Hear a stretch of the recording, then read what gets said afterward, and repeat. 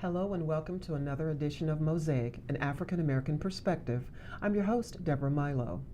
On today's show, we'll talk about Montgomery County's upcoming primary election, which takes place on June 26th. My guests today are from Montgomery County's Board of Elections. Jessica White is the Voter Services Manager, and Leslie Woods is the Election Worker Program Coordinator. Jessica and Leslie, thank you so much for joining me on today's show. Thank you for having us. Not a problem at all. It's good to see you again, by the way. Thank you. You know, before we get started, I always like to ask my guests a little bit about how they came to be in a public service career, but specifically yours is very interesting. I'll start with you. I'm curious as to how you got started, especially when the Board of Elections. Well, I have to say that elections is typically not a career. People say, you know, when I'm 10, I want to be an elections administrator. Right. So I actually started out in human resources and for the Board of Elections, and sort of caught the bug on voting. And it's sort of my way of supporting voting without getting into the highly political aspect of it. Oh, yeah, we want to avoid that. Yes. We want to avoid that. No, that's you know, human resources, administration, and it sort of blossomed. So now I do recruiting and training. So. And you enjoy it, don't you? I do. That's why it's done well, because you enjoy it. Well, thank you. Good for you. And how about you? So my career in elections actually started in another state. Really? I really started off in the Midwest, and like Leslie, I started off in another section of county government. Okay. Found my way into the election office doing the business end functions, and from there, that's where I kind of got pulled into other areas, and like Leslie, it's kind of infectious. You kind of find your place there, and that's how my career started. And then 2 years ago, I relocated out here and found a job at the Board of Elections, and been working there ever since. Well, that's why we know that your functions are done well as also. Jessica, I want to start with you and talk a little bit about what the requirements are to register and vote in the primary election. So for the primary election, voters have to register prior to 21 days before the election. And if they miss the deadline for that registration period, though, we now have same-day registration during our early voting period, which runs for 8 days before the election. Now, is that a new concept? So it was introduced in the legislation and passed, and we implemented in 2016. So this will be the second election cycle that this will be an option for voters. It's also can be used for voters who are already registered but need address change. That's interesting. How long does it take to become a registered voter?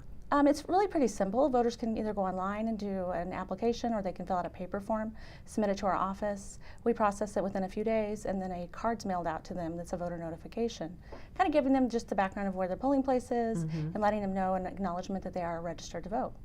So now, say again how citizens are notified as to where they're supposed to vote. So when a voter first registers to vote, they receive the voter notification card, which gives them their polling location. Before every election, though, we send out a sample ballot to every registered voter that tells them more information about the different ways they can vote. It gives them their polling place location, and it also is a copy of the ballot that they'll see at the polls, so they have an opportunity to review it before they vote. So what are some of the methods that are used? So voters have several options to vote. Starting 21 days before the election, they can vote in-person absentee at our office. They can vote absentee by mail, which they can go online to request or call our office to get an application. They can go to early voting and vote in person in that 8-day period, or they can also vote at their assigned polling place on election day. We were talking earlier in the green room, and Leslie brought up an interesting topic about the closed primary. I'd like to kind of ask you to expound upon that a little bit. So the primary system in the state of Maryland is really a party primary. So the parties are the ones, and in Maryland it's the major parties, so the Republican Party and the Democratic Party are nominating members or candidates to go on to the general election. So in order to participate in the partisan primary, you have to be a member of either the Democratic Party or the Republican Party. Voters who choose not to affiliate with a party and are unaffiliated can participate in the school board races, but they will not be able to participate in one of the major parties' primary unless they change their party affiliation. I see. And that has to be done 21 days before the election. That's not something that can be done during early voting period. Or on election day. Or on election day, correct. Or on It election has to be day. done in advance. and the deadline is June the 5th. Okay, so the deadline for that is June the 5th. Yes, yes. So now, is that a new concept also? No, that's been the long-standing rule. So that is a long-standing rule? But it does differ from state to state, so sometimes that's really confusing for voters. But in the state of Maryland, it is a closed primary, and they do have to be whatever party they want to participate with by June 5th. Mm-hmm. I'm interested also, and I'm sure our viewers are as well, is that there's always outreach that needs to be done, when it comes to voting. Can you talk a little bit about the types of outreach and empowerment that you've done, within the past year or a couple of years to really get folks to encourage them to vote? Well, I would say that we have an outreach coordinator at our office who helps arrange all the outreach activities, and we go out to hundreds of community-based events. We go out to high schools. My team is also leveraged, as well as Leslie's team of recruiters and voter registration staff to go out and help register voters, recruit election judges. But we also demonstrate the voting system so that when the voters come to the polling place on election day, they have some familiarity for what their the voting system looks like, right, how to use it. So we try to get out to lots of events, and we're always willing to come out on an invitation to community-based events.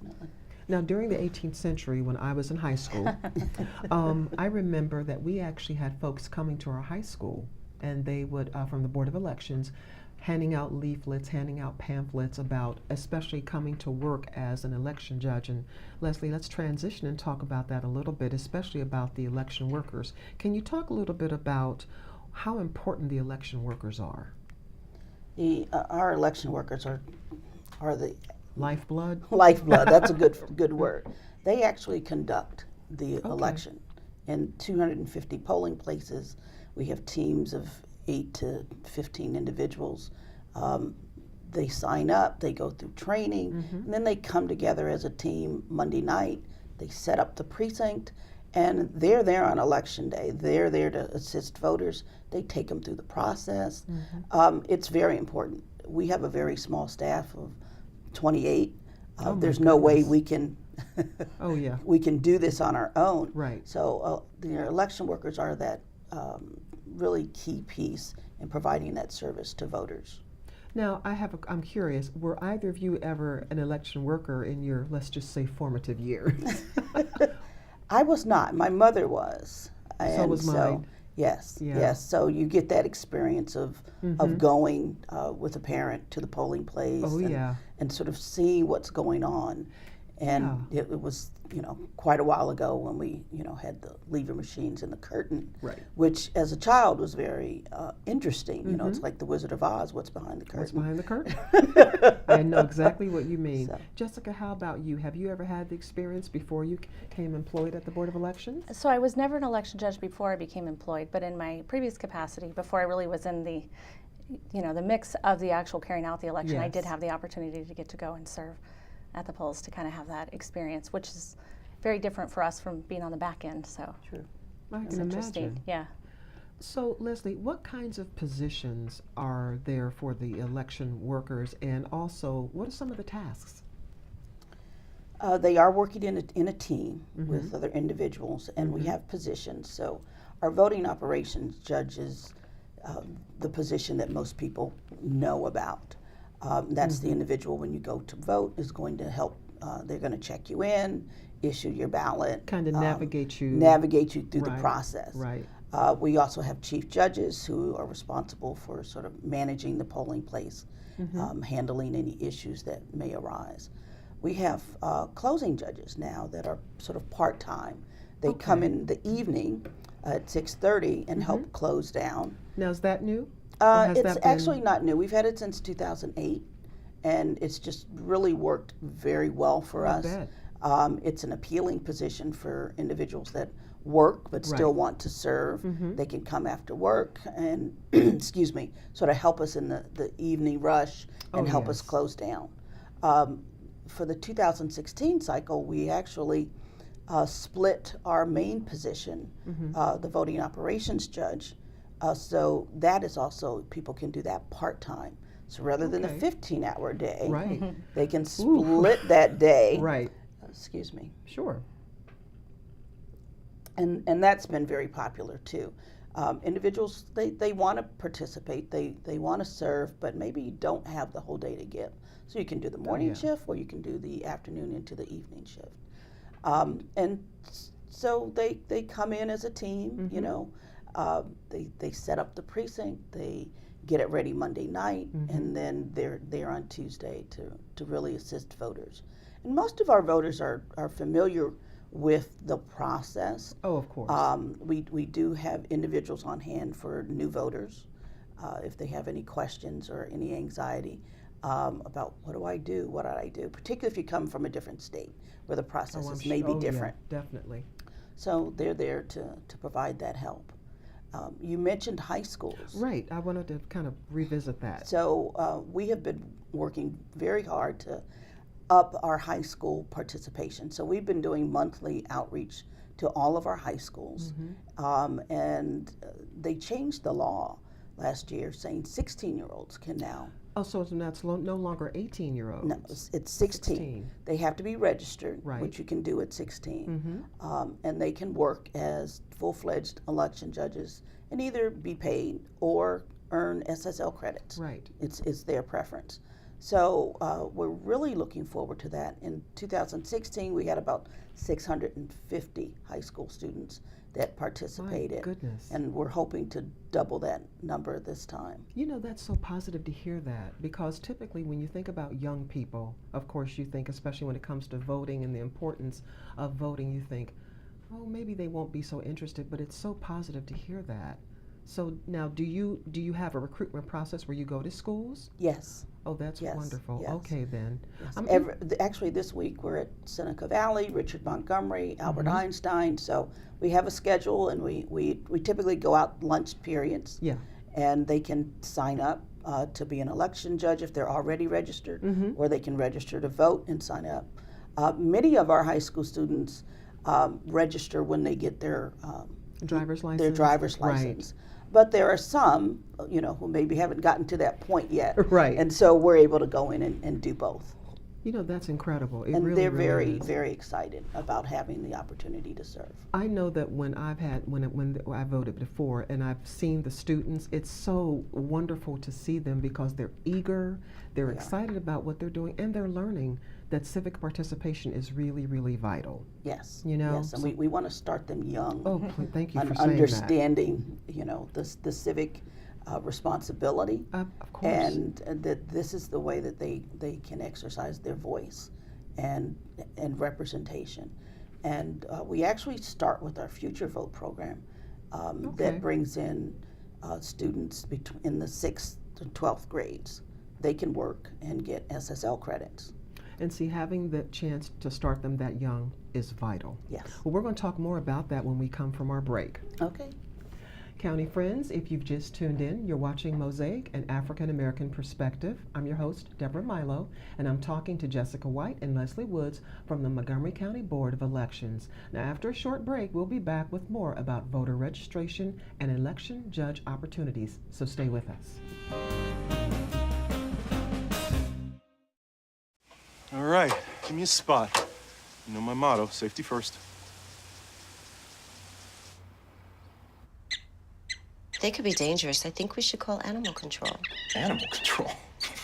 To be safe. Don't worry. I got this. It's a new motto.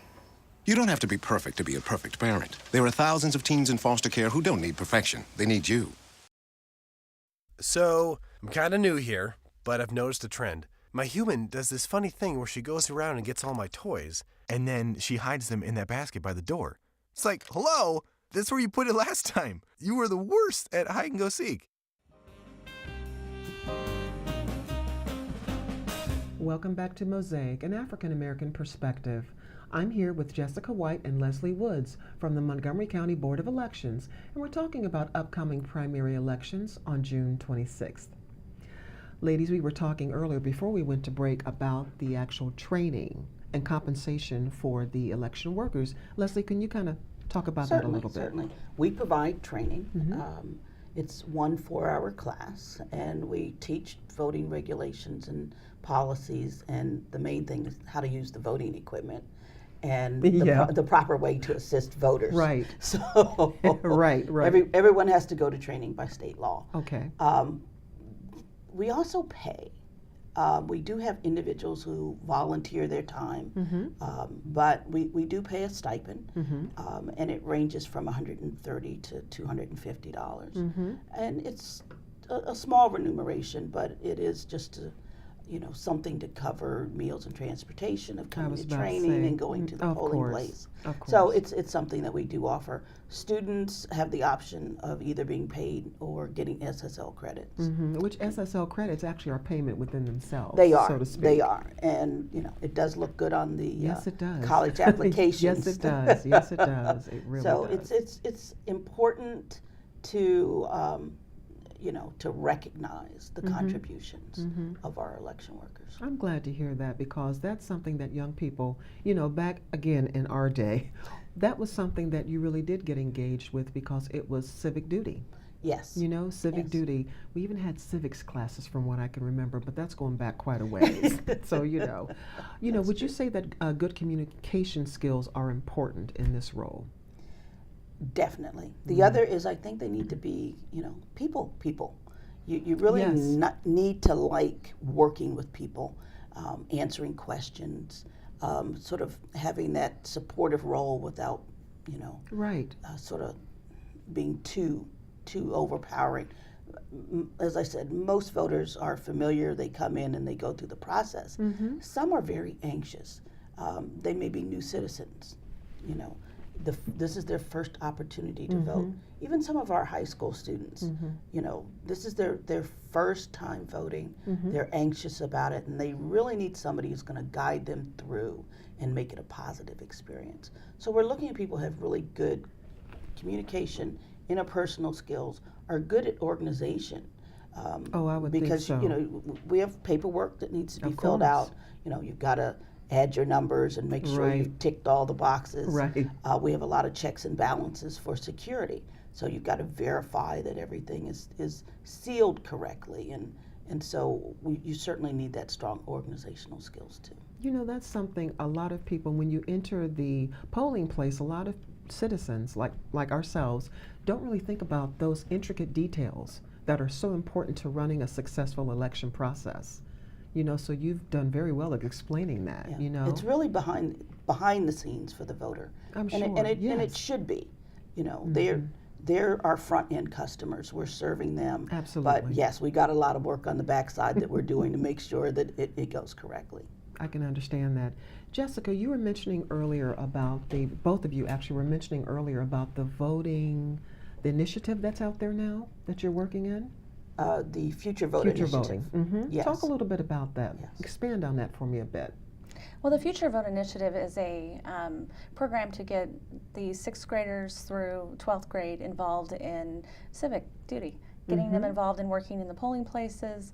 But they also have a program where they hold registration drives within the school. They're the connector who go to the administration. They get the location and the time schedule. They make posters, they advertise it, and they even have a competition among the schools to see who can get the most people registered to vote. That's pretty cool. And that's, and what few people know is that students as young as 16, like Leslie said, can register to vote, but students who will be 18 by the general election can vote in the primary election, even if they're still 17. Now that's interesting.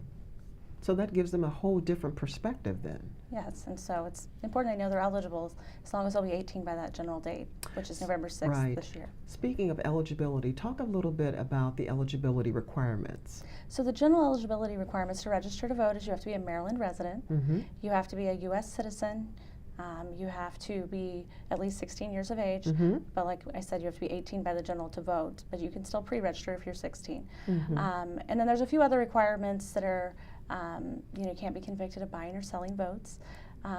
You can't be convicted. Yeah, that's kind of important. Yes, that one's important.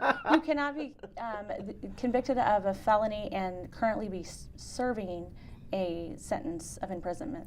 Now, if I want to stop you there, if I remember correctly, wasn't there something about the law that they were trying to amend it or make changes to it to give people who had already had their records expunged? Don't have all the details. So in 2016, the law was changed, and previously you had to have completed probation or parole. Oh, I see. Now that's no longer necessary. So as long as you have been released and you've completed your sentence of imprisonment, you're welcome to register to vote and vote in every election.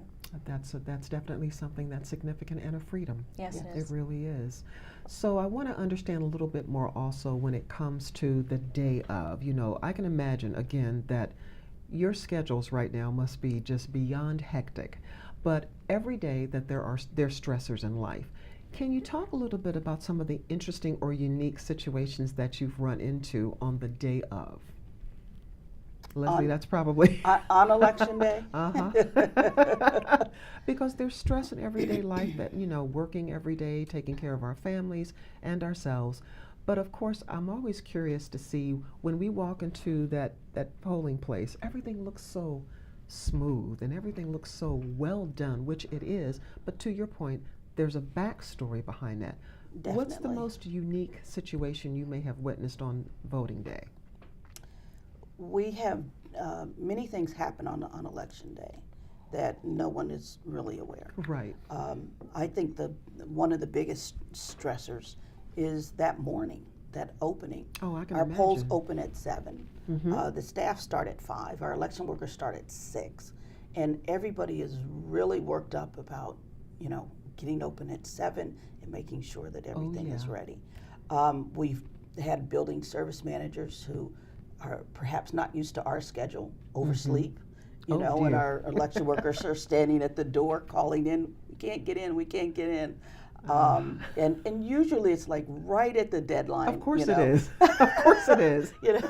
The facility person come running in, and the good thing is that we set up the night before. Yes. And so, which can take about an hour and a half. That's it?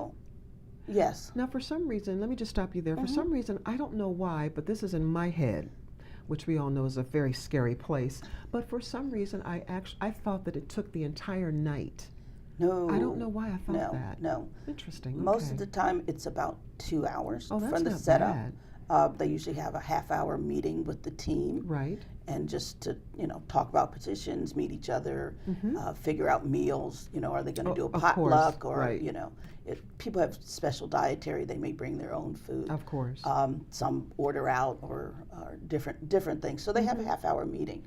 And then they set up the polling place. So it's about an hour and a half. But you can't do that the morning of. I don't think I want to see that anyway. So, when they have those sort of mishaps of getting in late, Right. They're usually able to get set up and going in Okay. about 20 minutes, but it certainly adds to the stress. Yeah. And they, got to put on their game face, when the voters start coming in at 7. We have,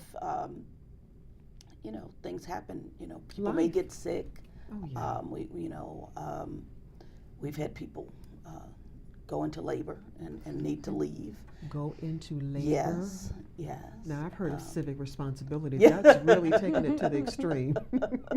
Voting is very important. Voting is very important. Very important. Yes, it So, is. those types of human things happen. Of course. Of course. But everybody comes together.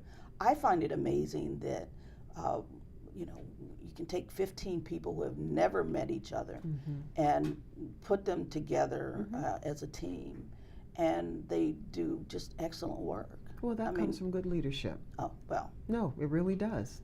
We know what that's like.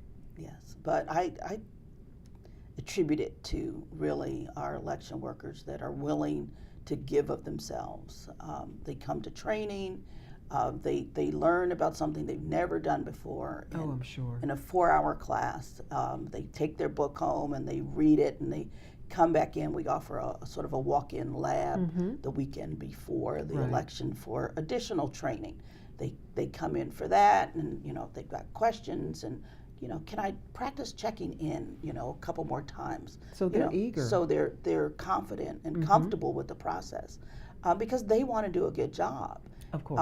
And that means a lot. That really means a lot. I think for us and also for the voters, I think they need to know the the strong responsibility Oh, of and the course. strong passion Right. that these individuals have to make sure that we have a secure, fair That's right. election process in the county. See, that's good. That's good to hear. That's really good to hear. You know, before we wrap up today's show, I kind of want to ask, is there a website that our viewers can visit to get all information about whatever they need to do, whether it's to register to vote or to, want to become an election judge or any position? Is there a website that you can give our viewers? So our website is www.777vote.org. Okay. Oh, that's really simple. That's really, really And that's simple. also our phone number, 240-777-VOTE. Okay. So if good they have to any know. questions, they can call as well.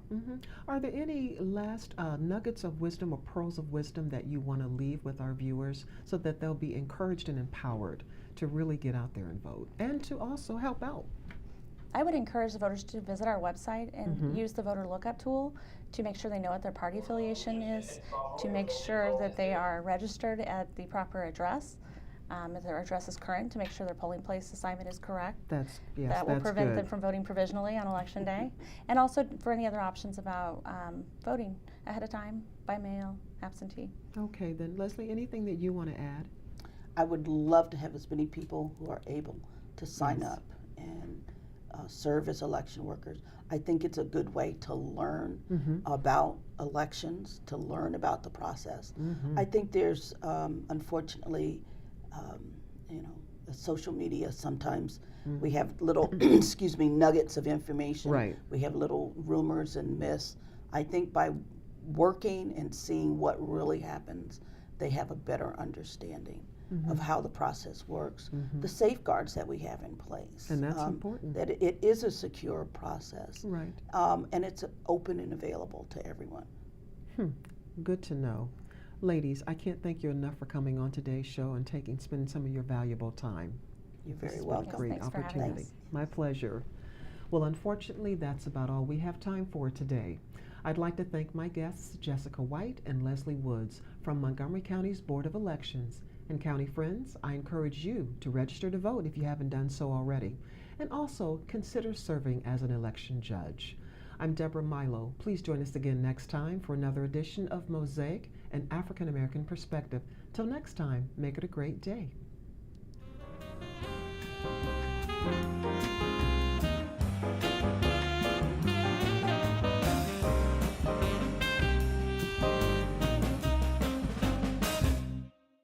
Did you know that African Americans have disproportionately high rates of heart disease and diabetes? Diabetes is the 8th leading cause of death among Montgomery County residents and is a frequent cause of hospital visits among residents. Heart disease is the #1 killer of all Americans. African Americans have high rates of high blood pressure and obesity, which often lead to heart disease. The good news is there's a lot we can do to reduce our risk for heart disease and diabetes, such as eating a healthy diet, exercising, not smoking, and adopting an overall healthy lifestyle. The African American Health Program provides resources and services that can help people do just that. Learn how you can prevent and manage chronic conditions like heart disease and diabetes at AAHP's diabetes education classes and heart health classes. Consider AAHP your partner in health. Learn more about AAHP and our programs and services on our website, www.aahpmontgomerycounty.org. I love taking care of my mom. It wasn't easy at first. She learned how to better communicate her needs. And you learned how to not ignore yours. I discovered how to make healthier meals. And I discovered how much I enjoyed them. Becoming a caregiver is a learning experience for everyone. Find articles, tips, and tools from experts and others who have been in your place. The Caregiving Resource Center at aarp.org/caregiving. My new dad teaches me all kinds of stuff. I wouldn't use this one. He helps me with my decision making. Ever. And he's even teaching me how to drive. And that's why cars have bumpers. You don't have to be perfect to be a perfect parent. Thousands of kids in foster care will take you just as you are.